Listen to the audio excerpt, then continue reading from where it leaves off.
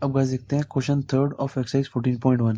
Question third क्या कह रहा है गाइस? कह रहा है the following distribution shows the daily pocket allowance of children of a locality. कह रहा है कोई एक लोकेलिटी में ना हमने डाटा निकाला कि कितने बच्चों की मतलब डेली पॉकेट मनी कितनी है। तो 11 रुपये से 13 रुपये के बीच में 7 बच्चों की है, 13 रुपये से 15 रुपये के बीच में 6 बच्चों की है, 15 रुपये से 17 रुपये के बीच में 9 बच्चों की। मतलब ये कुछ डाटा निकाला हुआ है इन्होंने, ठीक है। मतलब कि कितनी बच्चों की कितनी पॉकेट मनी है, बस ये डाटा है सिंपली। तो फिर कह रहे हैं कि हमें ना मीन दिया हुआ है 18 रुपये, ठीक है। पहले वाले क्वेश्चन में क्या होता था, हमें मीन निकालना होता था। इसमें क्या है, हमें कह रहे हैं कि मीन हमें दिया हुआ है और कह रहे हैं इस एफ की वैल्यू निकालो। ये जो एफ है ना, इस एफ की वैल्यू निकालो।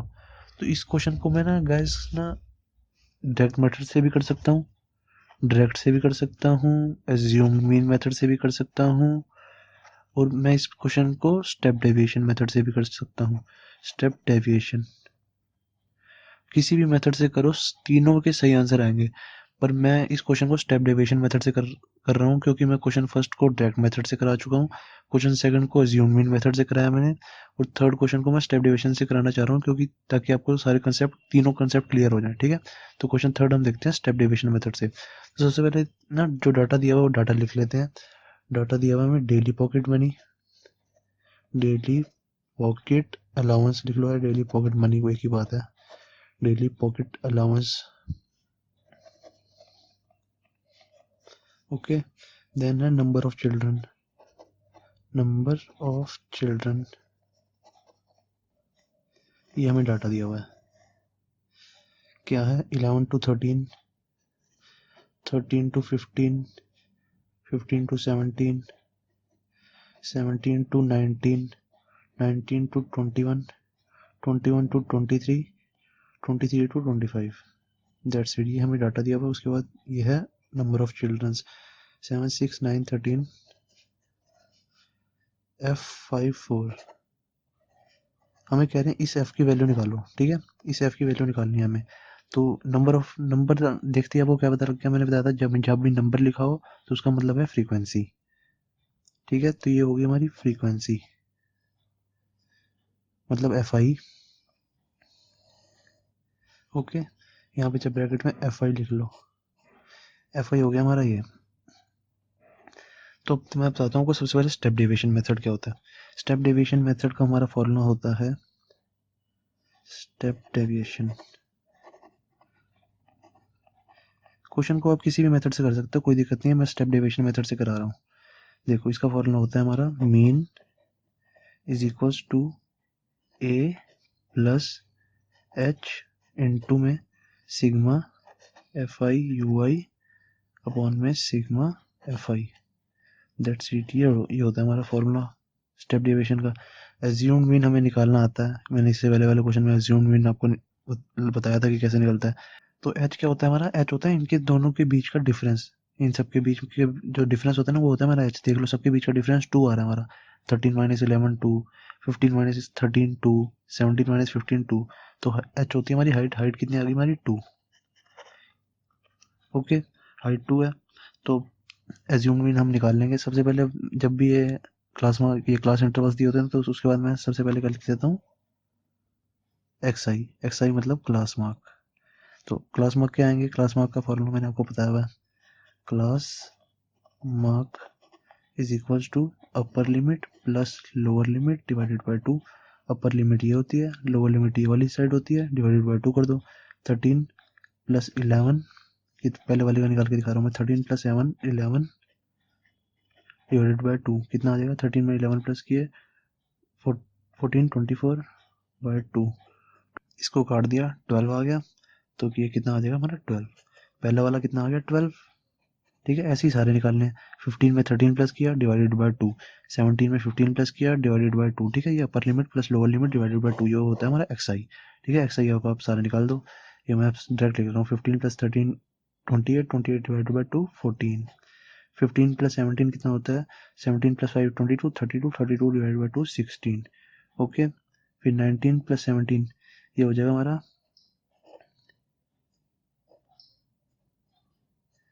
ओके, ये हमारे आ गए क्लास मार्क्स आ गए हमारे।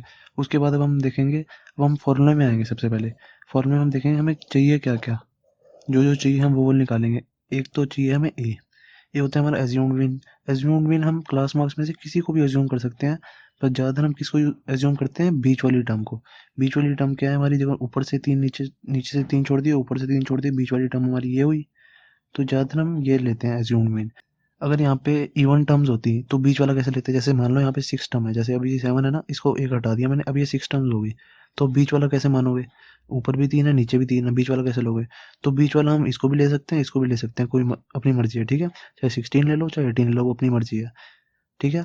तो ये अब हम एज्यूम्ड मीन किसको ले रहे हैं, 18 को। तो यहाँ पे लिख लो, ये जो चीज़ मैं बताता हूँ गाइस, ये वाली चीज़ जो मैं ये बता रहा हूँ, क्लास मार्क्स ऐसे निकालते हैं, हाइट ऐसे निकालते हैं, सारा हमारा रफ वर्क का मामला है, ठीक है। इसको हम फेयर में नहीं लिखते, रफ वर्क में लिख के निकाल सकते हैं अगर आपको निकालना नहीं आ रहा, वरना हम डायरेक्ट लिखते हैं क्वेश्चन में। तो एज्यूम मीन ये चीज़ हम ये चीज़ हमें लिखनी पड़ेगी। लेट एज्यूम मीन, बताएंगे कि हमने एज्यूम मीन क्या लिया। Assume mean B is equal to 18, यहाँ पे लिख लो ए, एज्यूम मीन को हमने ए माना है, तो ये ए हो गया हमारा, ओके, ये ए है। देन हमारा एक्स आई आ गया। अब हमारा बेसिकली ए आ गया, एच हमें पता है, हाइट हमारी 2 है, ठीक है। हम फॉर्मूले के हिसाब से जो जो हमें फॉर्मूले में चाहिए होता है ना वो निकालते हैं। ए हमारा आ गया, एच हमारा आ गया, फिर मैंने कहा सिग्मा एफ आई और यू आई। मैंने कहा ये यू आई मेरे को निकालना पड़ेगा, और सिग्मा एफ आई तो मुझे पता है, ये एफ आई है मेरा सारा, ठीक है। तो मेरे को अब यू आई निकालना है बेसिकली। तो यू आई क्या होता है, यू आई ये भी रफ वर्क में है जो मैं बता रहा हूँ। यू आई होता है हमारा डी बाय एच, ठीक है, ये हमारी यू आई होता है। तो यू आई के लिए सबसे पहले मुझे डी निकालना पड़ेगा। डी मैंने आपको इसमें एज्यूम मीन मेथड में बताया था कि क्या होता है, ये हम स्टेप डेविएशन मेथड कर रहे हैं, ठीक है ना। स्टेप डेविएशन मेथड में भी हमें एज्यूम करना होता है मीन। तो अब देखो डी कैसे निकालते हैं, मैंने आपको बताया था, डी या डी आई लिख लो, एक ही बात है। सबसे पहले डी आई, अब मुझे यू आई निकालने के लिए सबसे पहले डी आई निकालना पड़ेगा, तो डी आई सबसे पहले निकालूंगा। डी आई क्या होता है मेरा, एक्स आई माइनस ए, एक्स आई माइनस ए, ठीक है। तो एक्स आई में से ए माइनस करते जाओ, देखो हमारे एक्स आई ये वाली टर्म, ये वाली लाइन है सारी एक्स आई की। तो एक्स आई अभी 12 है, 12 में से ए माइनस किया, 12 में से 18 माइनस किया तो कितना आ गया, माइनस का 6, ठीक है। एक्स आई में से ए माइनस कर रहा हूँ, एक्स आई अभी हमारा ये था, एक्स आई वाली लाइन है ना, तो एक्स आई ये है, 12 में से ए क्या है, मैंने 18 माना हुआ है, ठीक है, ए मेरा 18 है, तो 12 में से 18 माइनस किया, -6। फिर एक्स आई हमारा ये वाला हो गया, तो 14 में से ए माइनस किया, एक्स आई हमारा 14 हो गया ना, 14 में से 18 माइनस किया तो -4, ओके। अब फिर दोबारा एक्स आई मेरा 16 है, 16 में से ए माइनस किया, 16 में से 18 माइनस किया, -2। अब एक्स आई कितना हो गया, 18, 18 में से 18 माइनस किया है, क्योंकि एज्यूम्ड मीन भी मेरा ए है, एक्स आई भी ए है, तो 18 में से 18 गया 0, ठीक है। तो अब एक्स आई कितना आ गया, 20, 20 में से एज्यूम्ड मीन माइनस किया, 20 में से 18 माइनस किया तो 2, ठीक है। तो ऐसे ही आ जाएगा, 22 में से 18 माइनस किया 4, 24 में से 18 माइनस किया 6, ठीक है। तो मेरा ये टी आई आ गया। तो अब यू आई निकालूंगा। यू आई क्या होता है, मैंने आपको बताया यू आई होता है मेरा D I by H, D I divided by H. D I की लाइन ये चल रही है मेरी, ठीक है। तो ये डी आई हो गया, और एच मेरे को पता है मेरा 2 है, तो एच से डिवाइड करते रहेंगे, -6 डिवाइडेड बाय 2 -3। देखो -6 को 2 से डिवाइड करें तो -3 नहीं आएगा, 2 3 का 6, -3 काटते रहेंगे, -4 डिवाइडेड बाय 2 माइनस का 2, -2 डिवाइडेड बाय 2 माइनस का 1। अब जीरो को किसी भी चीज़ से डिवाइड करो तो आंसर जीरो ही आता है, ठीक है। जीरो के नीचे कुछ भी लिख दो, 1 2 3 4, तो आंसर जीरो ही आएगा, ओके। तो 2 डिवाइडेड बाय 2 1, ये 4 डिवाइडेड बाय 2 2, 6 डिवाइडेड बाय 2 3। अब मेरा यू आई भी आ गया, ठीक है, ये वाली टर्म पे आ गई। अब मुझे बेसिकली पूरा निकालना है, F I U I, F I into में यू आई, मतलब यहाँ बीच में इंटू है, तो एफ आई यू आई निकाल दूंगा मैं। एफ आई यू आई क्या आ जाएगा, एफ आई यू आई आ जाएगा मेरा, एफ आई है मेरा ये रहा, ठीक है। एफ आई को यू आई से मल्टीप्लाई करते रहेंगे, यू आई मेरा ये है, इस वाली टर्म को इससे मल्टीप्लाई कर दो, इस वाली टर्म को इससे मल्टीप्लाई कर दो, बस करते रहो। 7 3 21 माइनस का 21, 6 2 18 माइनस का 18, ये माइनस का साइन लिखते रहना साथ साथ, 9 1 9 माइनस का 9, 13 इंटू में 0 0, किसी को भी 0 से मल्टीप्लाई करो तो 0 आता है। अब f इंटू में 1 f, 5 इंटू 2 10, 4 इंटू 3 12, ठीक है, मेरा एफ आई यू आई आ गया। अब देखो, अब मैं दोबारा फॉर्मूले में आऊँगा। मेरे को फॉर्मूले में चाहिए क्या क्या, एक तो ए चाहिए, ए मेरे को पता है क्या है, एच मेरे को पता है 2 है, ठीक है। अब मुझे चाहिए sigma F I U I, F I U I का सम, एफ आई यू आई ये है मेरा सारा, और सिग्मा का मतलब होता है सम।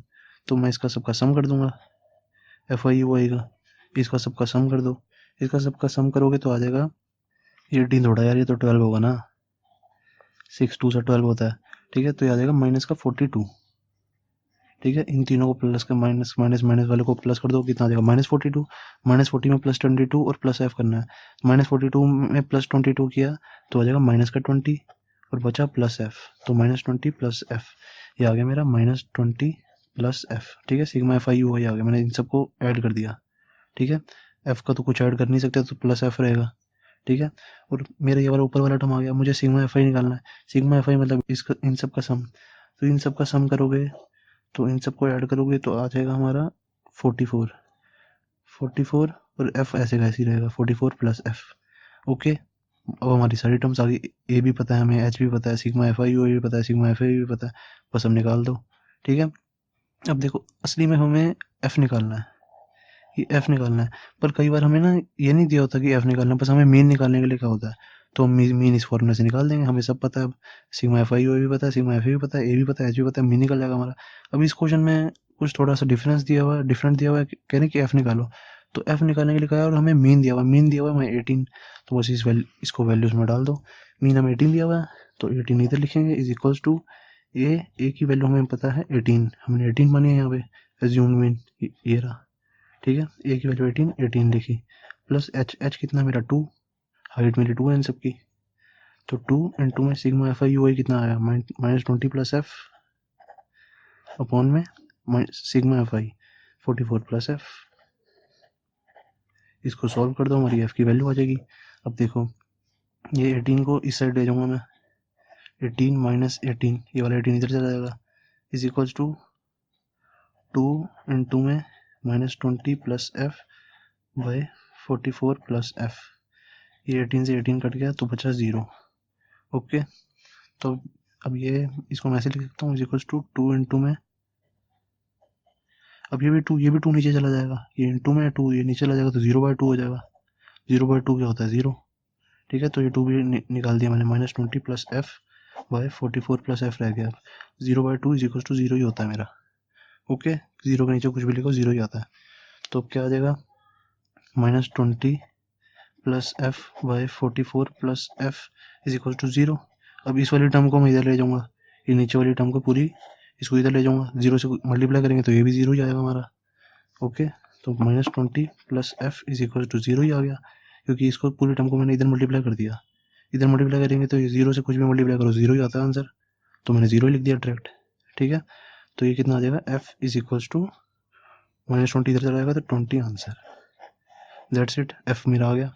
अब बेसिकली हमें यहाँ पे एफ की वैल्यू निकालनी थी, ओके, हमें एफ की वैल्यू निकालनी थी, पर क्वेश्चन में कई बार हमें एफ की वैल्यू यहाँ पे दी होगी, जैसे यहाँ पे 5 दी होती, ठीक है। तो यहाँ पे मेरी एफ की वैल्यू 5 है, ये भी 5 आता, तो एज्यूम मेरे को ये एफ निकालने की फिर जरूरत नहीं थी, फिर मैं सीधा स्टेप डेविएशन मेथड से यहाँ पे सिग्मा एफ आई यू आई निकालता और ये सिग्मा एफ आई निकालता, ए और एच की वैल्यू डालता, सीधा मेरा आंसर आ जाता, ठीक है। इधर मुझे क्वेश्चन थोड़ा अलग पूछा हुआ था कि एफ की वैल्यू निकालो, कोई भी आप कोई भी मेथड से कर सकते हो, एफ की वैल्यू इजीली आ जाएगी, मैंने आपको ये स्टेप डेविएशन मेथड सिखाया है, ठीक है। डायरेक्ट से भी निकाल सकते हो, इस क्वेश्चन को डायरेक्ट मेथड से करना बहुत ईजी है, एज्यूम से भी कर सकते हो, स्टेप डेविएशन से भी कर सकते हो। अब क्वेश्चन में ना ये ज़्यादातर हमें बोलेंगे, ऐसे क्वेश्चन जब इजी क्वेश्चन आएंगे ना तो बोलेंगे स्टेप डेविएशन मेथड से करो, ये नहीं बोलेंगे डायरेक्ट मेथड से करो, उनको तो पता है डायरेक्ट मेथड से 2 लाइन में क्वेश्चन खत्म हो जाएगा, आप ये क्वेश्चन डायरेक्ट मेथड से करके देखना, 2 लाइन्स में क्वेश्चन खत्म हो जाएगा। एज्यूम में करोगे तो 3-4 लाइन में खत्म होगा, स्टेप डेविएशन थोड़ा लंबा मेथड होता है, उसमें हमें एफ आई यू आई निकालना होता है, यू आई भी निकालना होता है, डी आई भी निकालना होता है, सब कुछ निकालना होता है उसमें, तो स्टेप डेविएशन लंबा मेथड होता है, ये पेपर में बहुत बार पूछा जाता है स्टेप डेविएशन मेथड, ठीक है। तो ये अच्छे से करना, दैट्स इट, क्वेश्चन 3 भी हो गया हमारा कंप्लीट।